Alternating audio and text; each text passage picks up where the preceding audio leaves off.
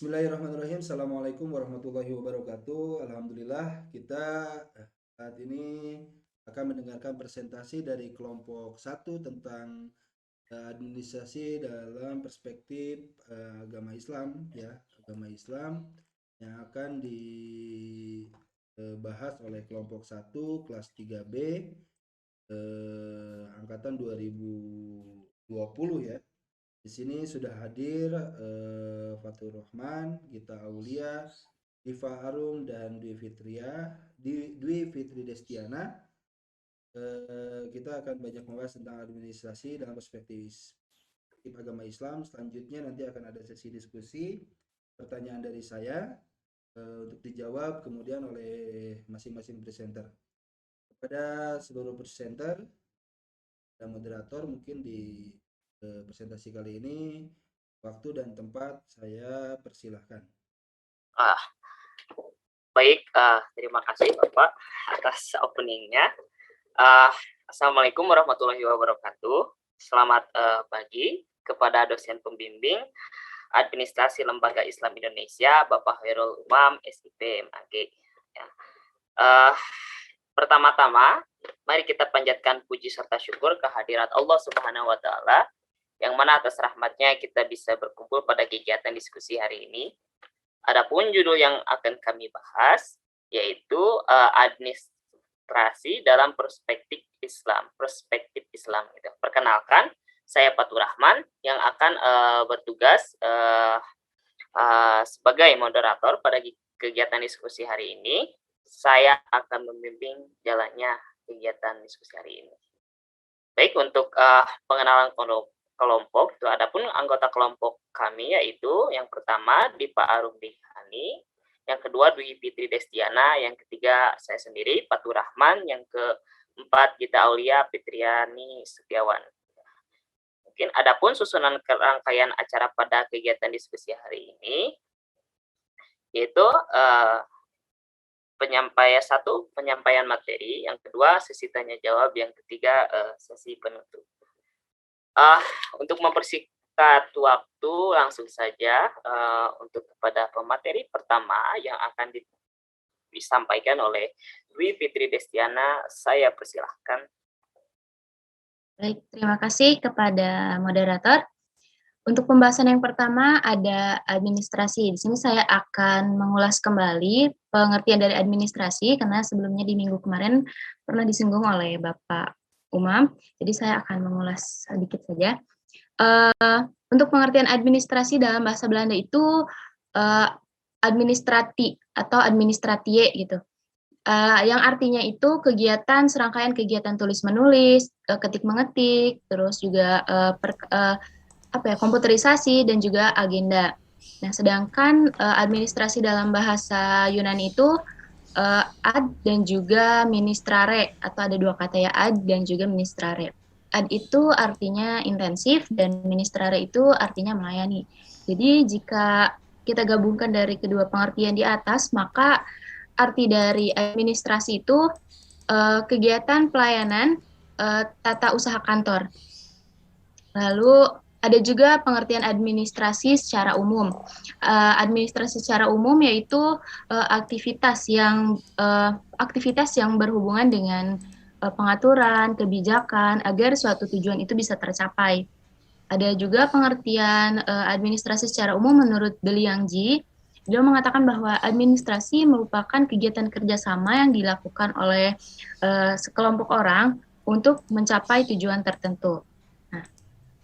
Segitu saja pengertian dari administrasi. Untuk selanjutnya adalah pembahasan mengenai administrasi dalam perspektif Islam.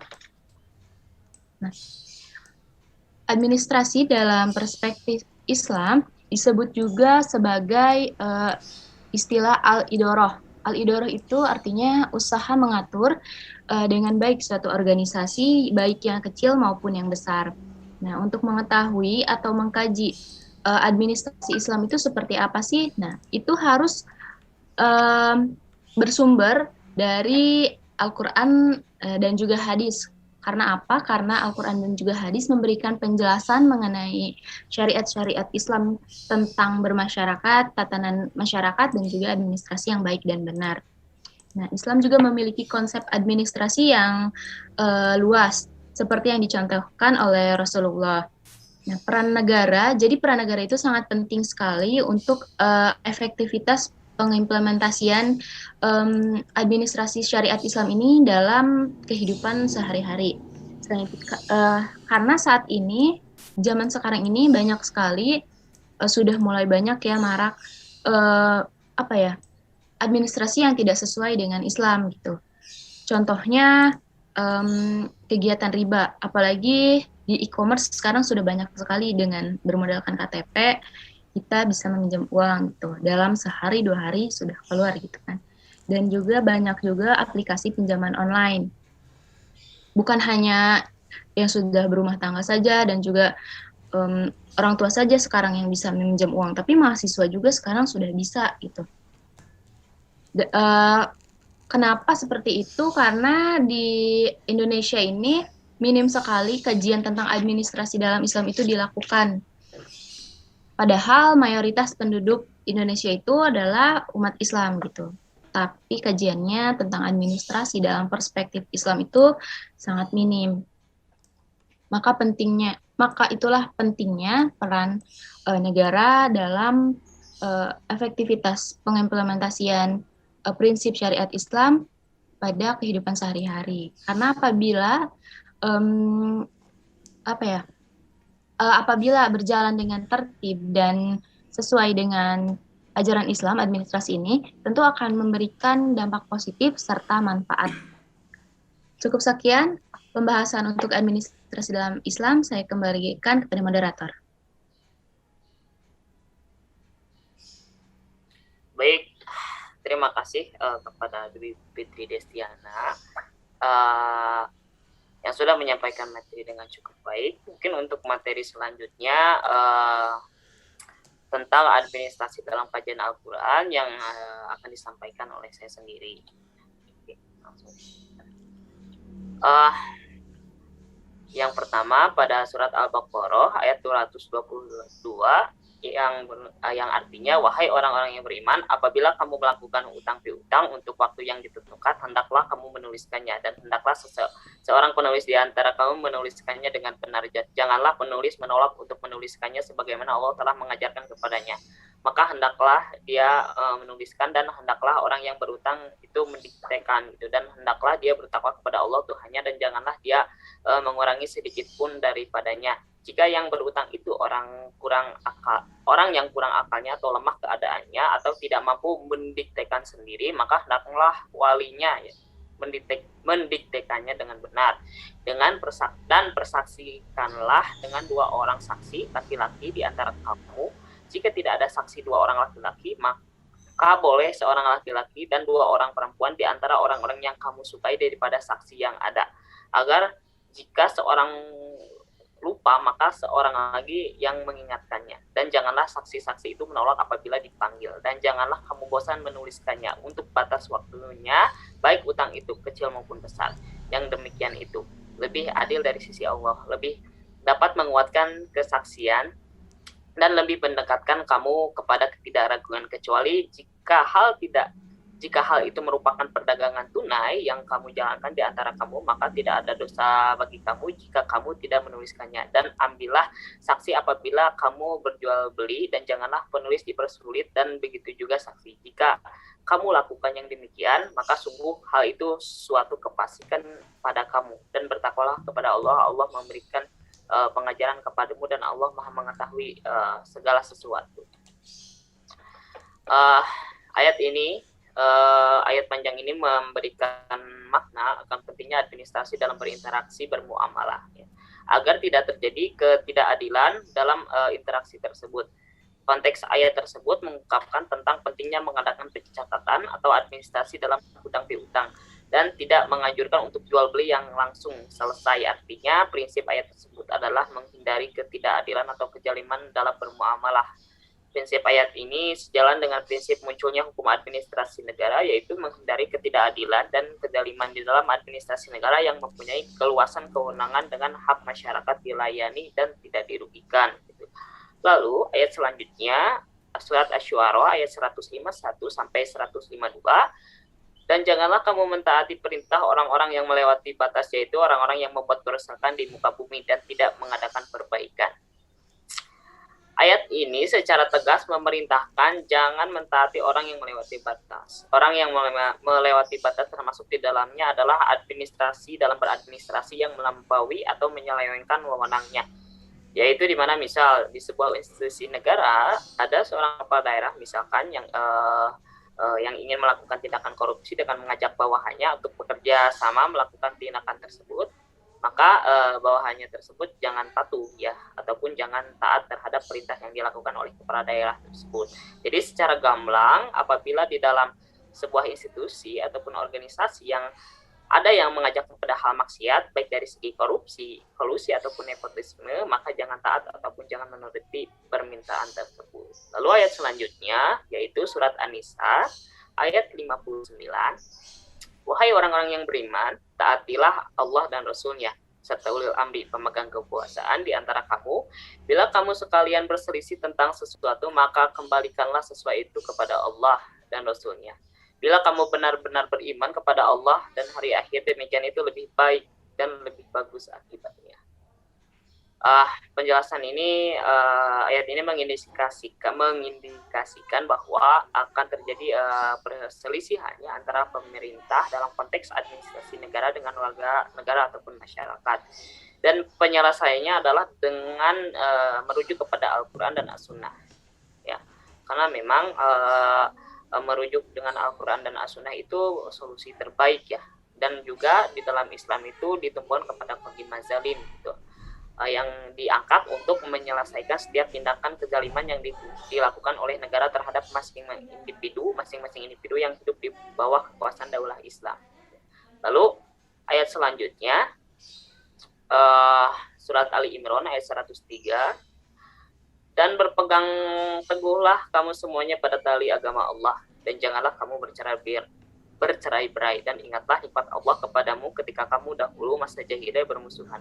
Lalu Allah mempersatukan ke hatimu sehingga dengan karunia kamu menjadi bersaudara. Sedangkan ketika itu kamu berada di tepi jurang neraka, lalu Allah menyelamatkan kamu dari sana. Demikianlah Allah menerangkan ayat-ayatnya kepadamu agar kamu mendapat petunjuk. Selanjutnya ayat ini memberikan petunjuk dalam suatu wadah tempat persaudaraan, ikatan organisasi, kelompok. Janganlah sampai timbul pertentangan ya, perselisihan, percekcokan yang mengakibatkan hancurnya satu kesatuan wadah organisasi gitu.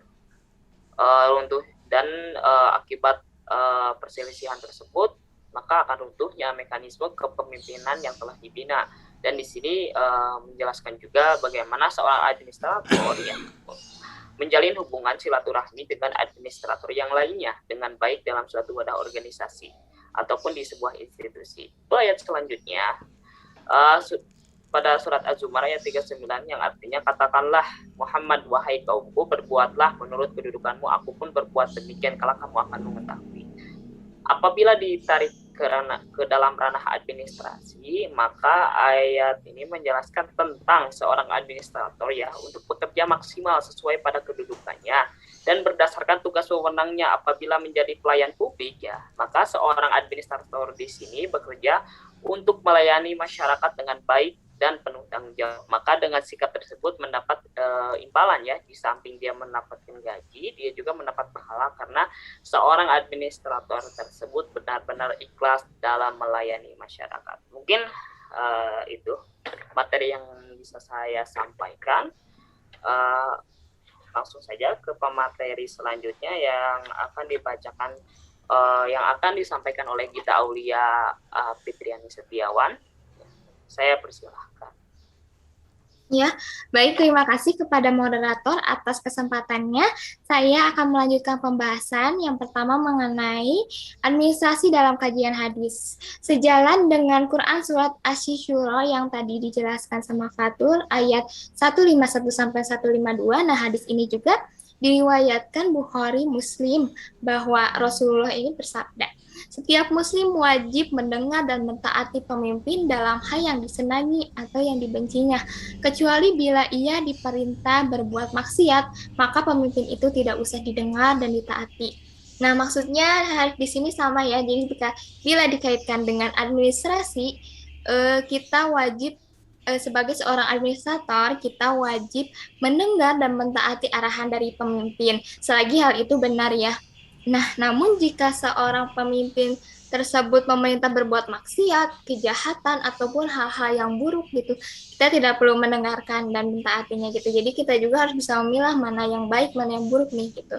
Nah, adapun hadis yang kedua dari riwayat Bukhari menyatakan bahwa Rasulullah bersabda, apabila suatu amanah disia-siakan, maka tunggulah saat kehancurannya. Lalu Abu Hurairah bertanya, bagaimana meletakkan amanah itu ya Rasulullah? Lalu Rasulullah menjawab, apabila suatu perkara diserahkan kepada orang yang bukan ahlinya, maka tunggulah saat kehancurannya. Nah, maksud dari hadis di sini apabila kita kaitkan lagi gitu kepada administrasi, kita sebagai seorang administrator, jika diberikan suatu amanah dan pekerjaan, senantiasa tidak boleh disia-siakan gitu dan harus profesional, dalam arti kita harus bekerja yang sungguh-sungguh dan bertanggung jawab gitu ya apa yang telah diamanahkan. Nah, apabila amanah itu disia-siakan, tentunya akan menimbulkan suatu kehancuran. Nah, kita langsung ke pembahasan yang selanjutnya ya. Nah, pembahasan selanjutnya ada pada kelembagaan pada masa Rasulullah. Saya akan menjelaskan lembaga pendidikannya. Nah, jadi lembaga pendidikan ini ada dua periode. Ada periode Mekah dan ada periode Madinah. Yang pertama saya akan menjelaskan periode Mekah dulu. Yang pertama ini ada Rumah Al-Akram. Nah, jadi Rasulullah pertama kali berdakwah di Mekah, namun secara diam-diam kan ya. Nah, setelah banyak orang yang memeluk agama Islam, lalu Rasulullah ini menyediakan rumah Al-Akram bil Abil Akram untuk tempat pertemuan sahabat-sahabatnya gitu. Jadi sehingga Darul Akram atau rumah Al-Akram ini menjadi lembaga pertama dalam sejarah Islam gitu ya. Nah, Rasulullah di Darul Akram ini mengajarkan hukum-hukum Islam, dasar-dasar Islam, dan menyampaikan wahyu-wahyu Al-Quran kepada para sahabatnya. Nah, Rasulullah juga membimbing untuk menghafal, menghayati, dan mengamalkan ayat suci Al-Quran gitu ya. Nah, lembaga pendidikan ini pada saat itu berjumlah 38 orang yang terdiri dari golongan bangsawan, pedagang, dan hamba sahaya. Nah, kenapa sih rumah Al-Akram ini dipilih oleh Rasulullah gitu ya sebagai tempat dakwah pertamanya? Karena tentu ada alasannya bahwa karena Al-Akram ini tidak diketahui keislamannya. Selain itu, rumah Al-Akram juga terletaknya di dataran Safa gitu ya, terpencil sekali. Dan benar saja orang-orang kafir itu tidak ada yang mencurigainya, sehingga proses dakwah Rasulullah berjalan dengan baik. Yang kedua ada kutab. Kutab ini di periode Mekahnya ya. Nah, kutab ini maksudnya adalah tempat belajar menulis yang ditunjukkan untuk anak-anak. Nah, kutab terbagi menjadi dua, yaitu ada yang pertama mempelajari baca tulis, menghafal Al-Quran, ilmu dasar agama, dan berhitung dasar. Nah, yang kedua ada mengajarkan ilmu bahasa dan adab, serta dasar-dasar ilmu agama dan hadis. Nah, yang kedua ini lembaga pendidikan di periode Mekah gitu ya, di kota Mekahnya. Nah, jadi ada 3 lembaga, ada masjid, sufah, dan kutab periode Madinah.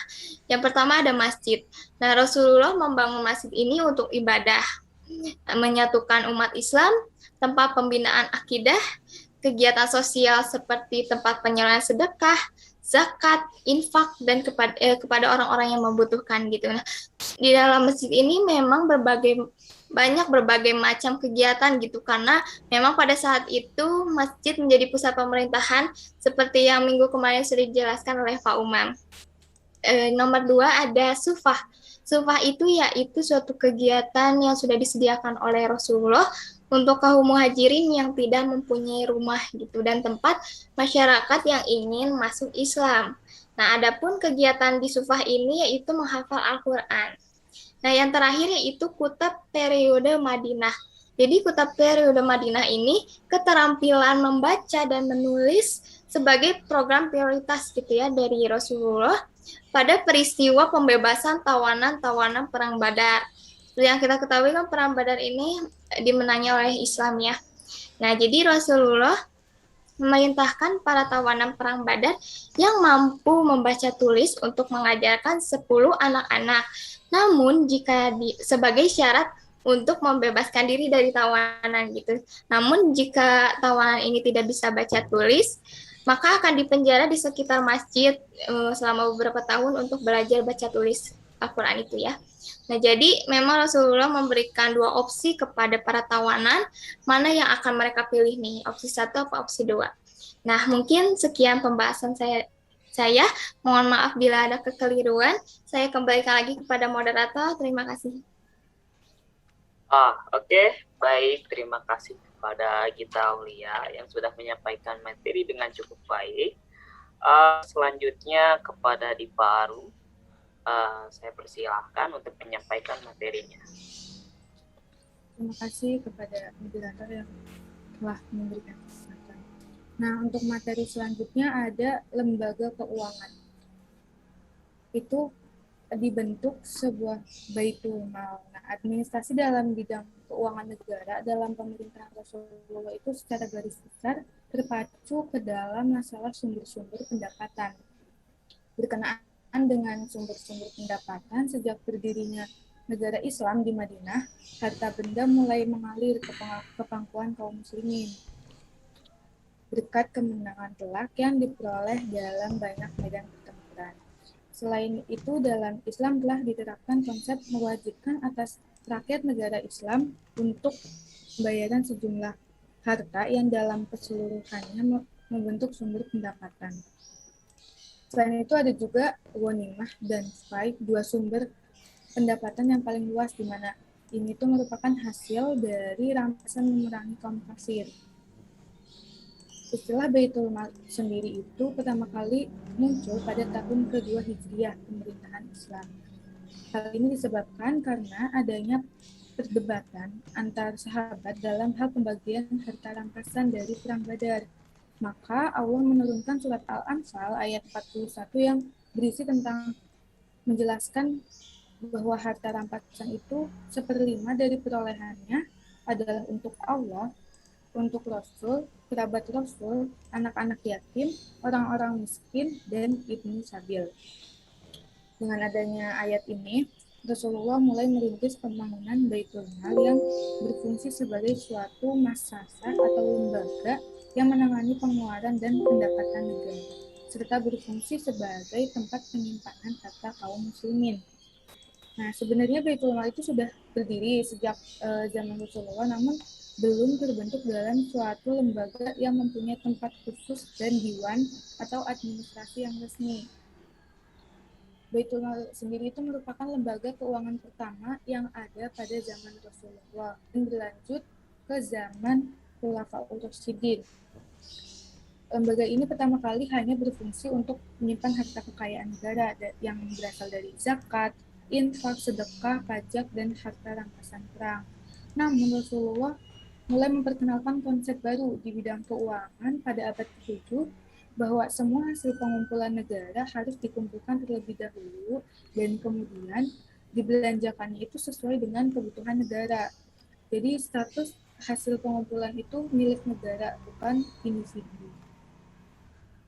Nah, pada masa pemerintahan Rasulullah, Baitul Mal itu terletak di Masjid Nabawi yang ketika itu digunakan sebagai kantor pusat negara yang sekaligus berfungsi sebagai tempat tinggal Rasulullah. Sedangkan harta rampasan berupa hewan itu dibiarkan di alam mereka, yaitu di padang terbuka. Nah, selanjutnya ada lembaga pemerintahan. Dalam lembaga pemerintahan ini ada yang namanya wilayatul hisbah, Wilayatul Hisbah ini merupakan lembaga pengontrolan pemerintahan. Pada masa Nabi, fungsi lembaga ini itu dipegang langsung oleh beliau, oleh Rasulullah. Konsep lembaga kontrol ini merupakan fenomena baru bagi masyarakat Arab. Nah, Rasulullah berperan langsung sebagai penyeimbang kegiatan muamalat, baik ekonomi, politik, maupun sosial. Rasulullah bahkan selalu menegur dan melarang langsung praktik bisnis yang merusak harga dan menzalimi.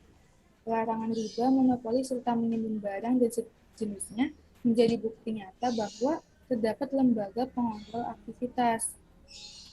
Dalam banyak masalah, Nabi juga bermusyawarah dengan para sahabat. Jadi Nabi meminta bantuan para sahabat untuk mengawasi masyarakat juga. Kan. Nah, situ untuk yang bertugas sebagai pengontrolan itu untuk menjalankan hisbah, yaitu kewajiban amar ma'ruf nahi munkar, yaitu menegakkan kebenaran dan melarang yang mungkar itu, diangkat oleh wazir atau penguasa. Dan itu Hasib itu aktif di tempat-tempat umum seperti pasar, tempat pemandian, masjid, dan kuburan. Nah, Hasib juga menghukum mereka yang melanggar hukum Islam. Sekian materi yang dapat saya jelaskan. Kurang lebihnya, terima kasih.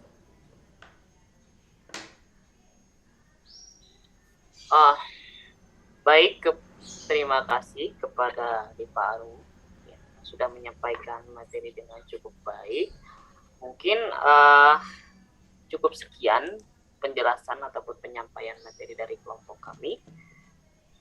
Oke, silakan. Mungkin untuk selanjutnya saya serahkan kepada Bapak. Oke, terima kasih kepada kelompok 1 yang telah menjelaskan tentang administrasi dalam perspektif lembaga Islam. Saya ingin mulai diskusi dengan kelompok 1 dengan membuat beberapa pertanyaan mungkin ya, beberapa pertanyaan tentang pendalaman administrasi dalam peradaban atau mungkin dalam pemikiran agama Islam. Saya ingin bertanya dulu, pasca Rasul wafat itu ada Khalifah Rasyidin yang ditunjuk atau mungkin diberi amanah oleh umat Islam ya pada saat itu menjadi pemimpin atau menjadi membentuk suatu lembaga pemerintahan.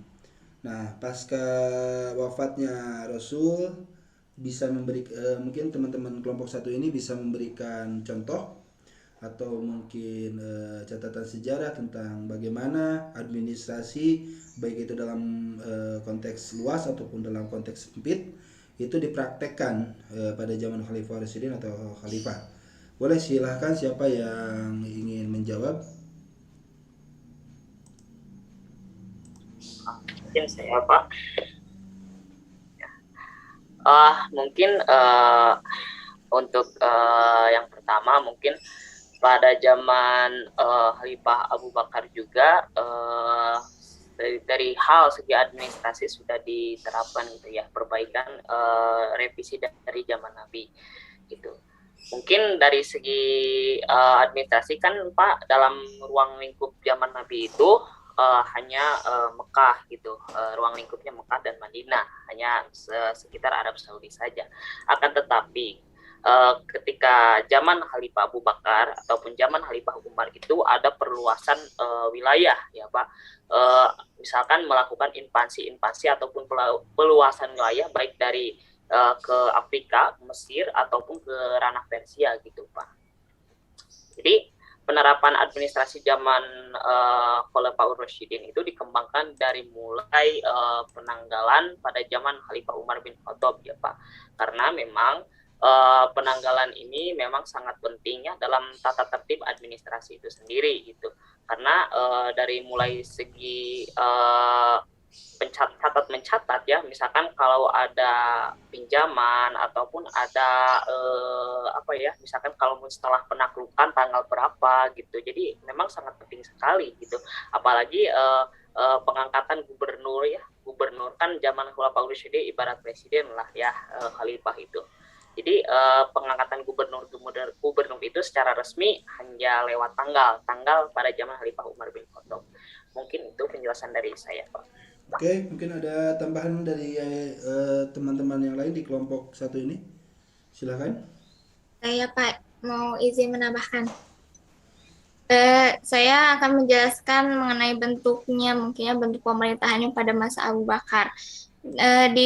Di masa Abu Bakar ini pemerintahannya monarki gitu, yang menggunakan 3 cabang kekuasaan, yaitu ada eksekutif, legislatif, dan yudikatif. Nah, melalui forum musyawarah sebagai lembaga legislatif, Abu Bakar memutuskan kebijakan pemerintah. Sedangkan tugas-tugas secara yudikatif ia delegasikan kepada para sahabat, baik untuk pelaksanaan tugas-tugas pemerintahan di Madinah maupun pemerintahan di masing-masing wilayah gitu. Nah, selain itu Abu Bakar juga sebagai pihak eksekutif secara langsung turut menangani dan memberikan persetujuan di sistem pemerintahan. Mungkin tambahannya seperti itu, Bapak. Ada tambahan juga dari yang lain? Silakan. Masih ada? Saya, Pak. Boleh. Selain dari masa Abu Bakar, ada juga dari masa Khulafaur Rasyidin.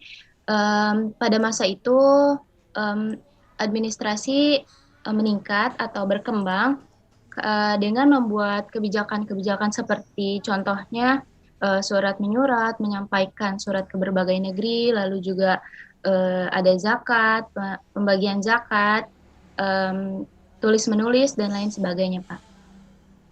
Ya.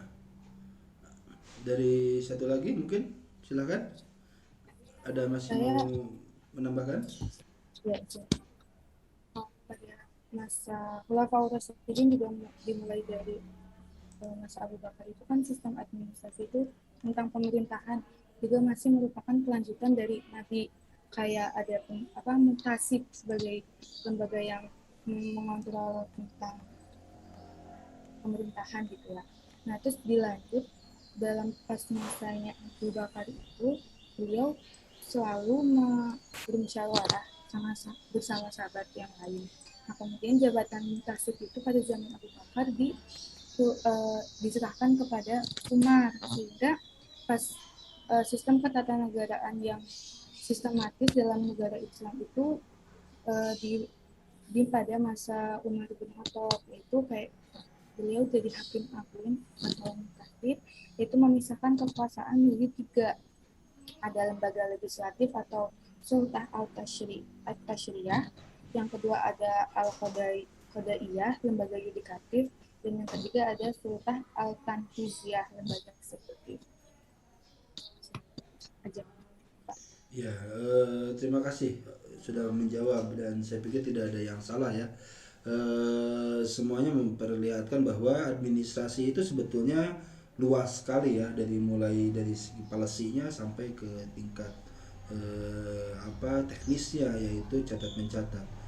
Namun saya tambahkan bahwa sebetulnya salah satu yang monumental itu zaman Khalifah Rasyidin itu pada saat zamannya Utsman bin Affan ya. Kita tahu semua bahwa mushaf yang saat ini kita baca, Al-Quran ya, mushaf Al-Quran yang saat ini kita baca itu muncul pada saat zaman Khalifah Utsman bin Affan, makanya disebutnya mushaf Utsmani ya. Di sini ada kodifikasi, termasuk ada penyatuan dari yang tadinya mungkin dicatat atau mungkin diingat oleh sahabat, lalu ada yang dicatat di pelepah kurma, di kulit kulit unta dan yang lain-lain, termasuk di kertas yang lain ya, itu digabungkan semua dan dikodifikasi menjadi mushaf yang saat ini kita baca bersama-sama. Jadi itu dalam konteks palesinya Utsman berani meskipun ada beberapa pertentangan dari sahabat yang lainnya. Begitupun mungkin dari segi teknisnya, kodifikasi ke sekarang ada nama surat Al-Ikhlas, Al-Baqarah, lalu Al-Imran dan yang lain-lain, itu adalah konteks atau kodifikasi yang dikeluarkan pada saat zaman Mushaf Utsmani bersama dibantu oleh beberapa sahabat ya di sana pada saat itu. Oke, selanjutnya saya ingin bertanya masalah administrasi dalam konteks Islam itu tentu erat kaitannya dengan sejarah peradaban Rasul Nabi Muhammad lahir ya, atau sebelum Nabi Muhammad menjadi nabi. Kita ada nabi-nabi yang diangkat oleh Tuhan menjadi nabi, termasuk ada rasul juga. Nah, ini tentu ada sejarahnya juga, ada sejarah peradabannya. Mungkin kalau tadi kan pasca Rasul wafat, nah sekarang saya ingin bertanya sebelum Nabi Muhammad itu hadir, ya berarti ada nabi-nabi sebelumnya itu, bisa dicontohkan atau mungkin bisa diceritakan kira-kira di nabi mana konteks administrasi itu atau implementasi administrasi itu dilaksanakan ya. Mungkin ada yang bisa menjawab, silahkan.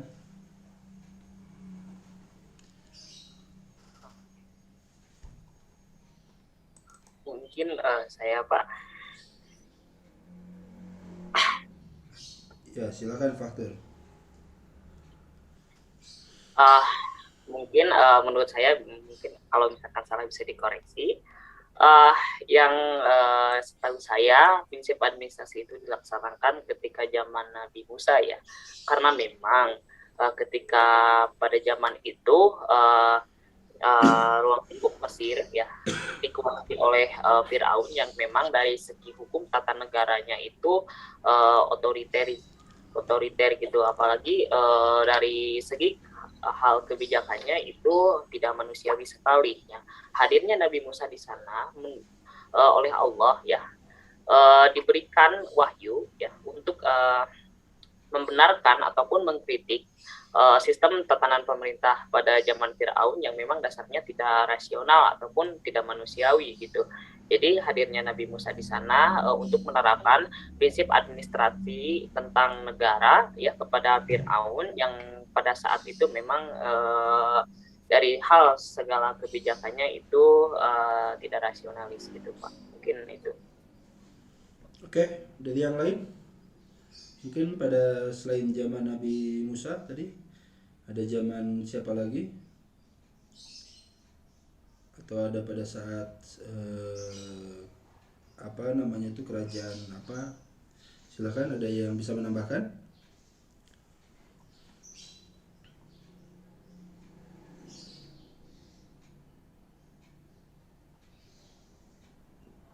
Silakan. Ada yang bisa menambahkan?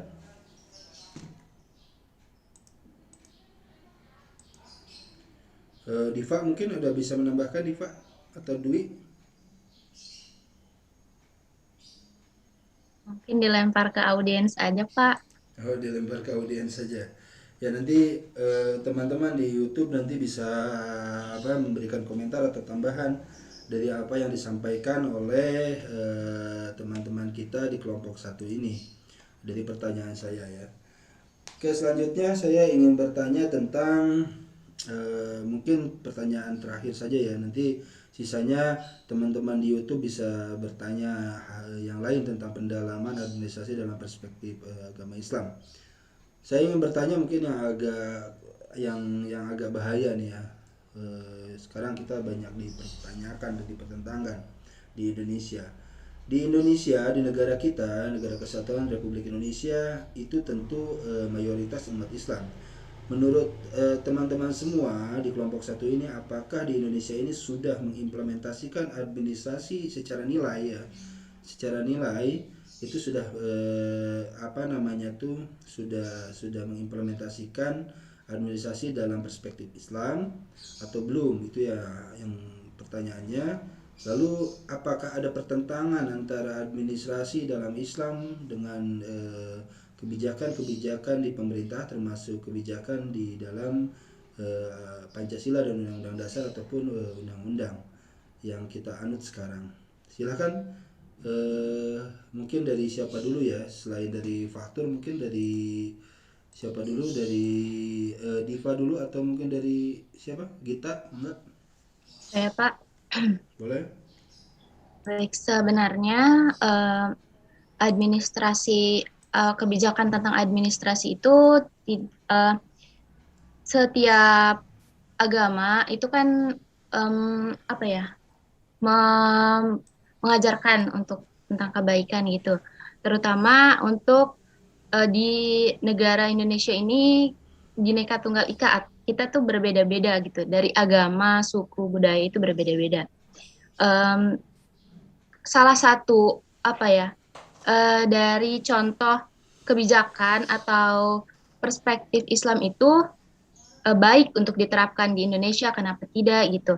Tapi tidak harus administrasi di Indonesia itu tidak harus hanya melulu tentang Islam gitu. Dan juga administrasi dan juga kebijakan yang dibuat oleh pemerintah itu pasti yang baik, tapi kadang memang orangnya yang tidak menerapkan kebijakan itu sendiri gitu. Mungkin begitu Pak, bisa ditambahkan oleh yang lain. Silakan kalau ada yang lain yang bisa menambahkan. Ya Pak, saya Gita. Benar tadi yang dijelaskan oleh Desti. Jadi menurut saya memang kembali lagi kepada orangnya yang menjalankan gitu. Bagaimana dia menanamkan keislaman. Karena keislaman atau agama yang lainnya, karena emang semua agama itu kan mengajarkan yang baik ya. Jadi gimana caranya orang itu mengimplementasikan administrasi ini dengan baik gitu, sesuai ajarannya masing-masing. Mungkin singkatnya seperti itu, Pak. Oke, silakan dari yang lain. Ya, izin menambahkan. Kalau menurut saya, meskipun di Indonesia ada banyak agama, kalau misalnya pemerintah Indonesia mau mengimplementasikan dari keislaman itu nggak ada salahnya, karena menurut saya Islam juga itu baiknya menyeluruh, nggak membatasi yang tidak sesuai dengan agama lain. Jadi kayak kalaupun mau pakai sesuai dengan Islam itu boleh-boleh aja. Cuman sekarang pemerintahan di Indonesia itu belum, karena masih banyaknya para pejabat atau para pelaku administrasi itu masih melanggar dan melakukan penyelewengan. Jadi kalaupun mau pada intinya kalaupun Indonesia mau sesuai dengan keislaman itu tidak apa-apa, karena itu kebaikannya untuk semua agama. Ya, mungkin terakhir dari Faktur sekaligus saya minta closing statement-nya ya, mungkin dari moderator atau dari Faktur tentang administrasi dalam Islam, termasuk tadi pendapat dari pertanyaan saya terakhir. Baik, kalau menurut pendapat saya Pak, kalau menerapkan ataupun mengimplementasikan administrasi di Indonesia memang sangat mustahil untuk dilakukan, karena memang kalau misalkan kita dikaji secara historis, itu perjuangan kemerdekaan ya pada tahun baik dari tahun 1900 sampai 1945 itu yang berjuang tidak hanya kaum muslimin ataupun kaum Islam gitu. Banyak agama-agama yang lain yang ikut berjuang untuk kemerdekaan kita. Jadi para panitia PPKI ataupun panitia yang membuat Pancasila itu bertujuan agar Pancasila ini menjadi sebuah kesetaraan gitu. Baik bisa dari hukumnya itu bisa dipakai semua agama, baik dari segi tatanan negara ataupun dari dalam perspektif administrasi yang lainnya gitu, dari mulai segi kebijakan gitu Pak. Terus dari kalau misalkan mengimplementasikan hukum Islam di Indonesia sangat mustahil juga gitu, karena memang di dalam Islam itu menerapkan hukum qisas Pak dalam penerapan hukum administrasi negara itu Pak. Karena misalkan saya ambil contoh satu kasus saja ya, di Indonesia di dalam tindak pidana membunuh itu hanya berupa kurungan penjara, akan tetapi di Arab Saudi itu berupa potongan, berupa hukum pancung gitu. Memang dari segi segala keseluruhan sangat berbeda gitu. Jadi sangat mustahil untuk diterapkan di Indonesia untuk dipakai agama yang lain. Gitu Pak. Oke, terima kasih kelompok 1 telah memberikan penjelasan. Tentu masih banyak perspektif atau mungkin masih banyak pendapat-pendapat yang lain yang bisa disampaikan oleh teman-teman di kelas 3B semester 3B ini di angkatan 2020 ya, 2020 di tahun ajaran 2021 ini tentang bagaimana perspektif administrasi dalam Islam. Terakhir saya ingin menjelaskan bahwa di Indonesia sebetulnya nilai-nilai yang tertanam di dalam agama Islam itu sebetulnya sudah sudah terintegrasi dalam Pancasila, Undang-Undang Dasar dan Undang-Undang.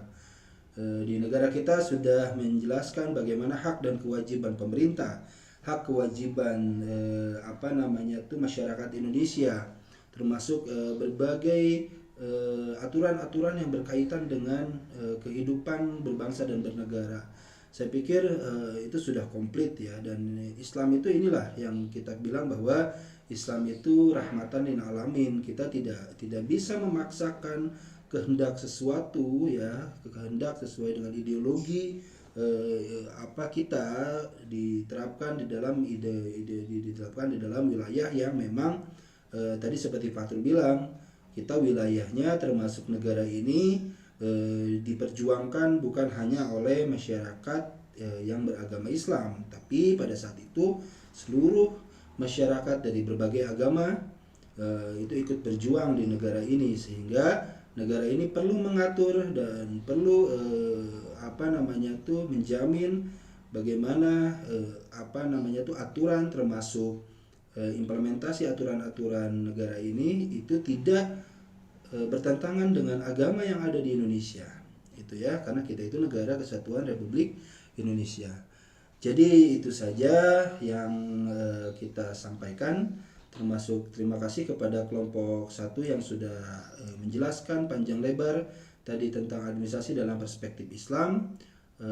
Saya tutup diskusi hari ini dengan bacaan alhamdulillahirabbil alamin. Billahi taufiq wal hidayah. Assalamualaikum warahmatullahi wabarakatuh.